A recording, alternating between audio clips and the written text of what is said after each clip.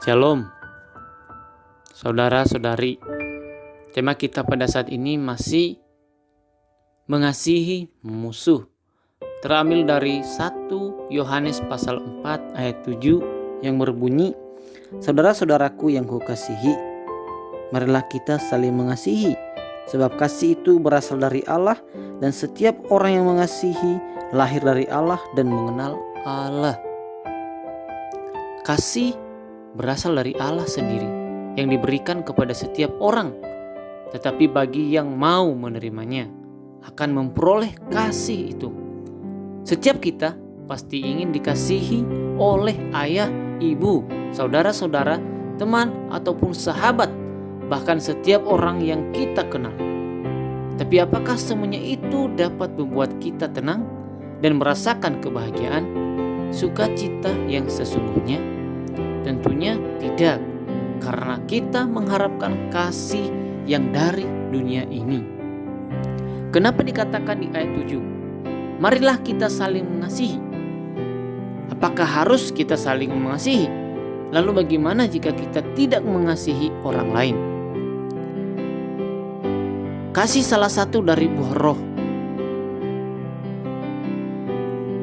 Di dalam Galatia pasal 5 ayat 22-23 mengatakan, tetapi buah roh ialah kasih, sukacita, damai sejahtera, kesabaran, kemurahan, kebaikan, kesetiaan, kelemah lembutan, penguasaan diri. Tidak ada hukum yang menentang hal-hal itu. Dan bukti kelahiran baru adalah, jikalau kamu tahu bahwa ia adalah benar, kamu harus tahu juga bahwa setiap orang yang berbuat kebenaran lahir daripadanya. Dan kasih itu sesuatu yang harus terus-menerus kita kembangkan. Untuk itu, Yohanes menasihati kita untuk saling mengasihi dan memperhatikan sesama. Yohanes sedang membicarakan mengenai sikap untuk menolong orang lain. Ada 3 alasan mengapa kita harus mengasihi. Pertama, kasih adalah sifat Allah sendiri. Allah menyatakan dengan mengaruniakan Yesus Kristus sehingga kita diselamatkan di dalam Kristus. Bagian dari sifat Allah, kita dilahirbarukan dari Dia. Untuk itu kasih kita pancarkan kepada orang lain.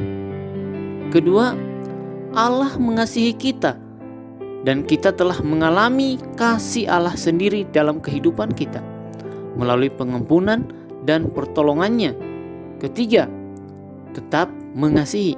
Jika kita tetap mengasihi, maka Allah tetap di dalam kita dan kasih-Nya itu semakin disempurnakan di dalam kita.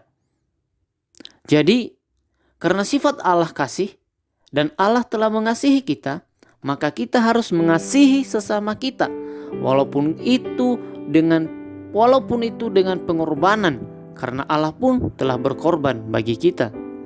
Amin.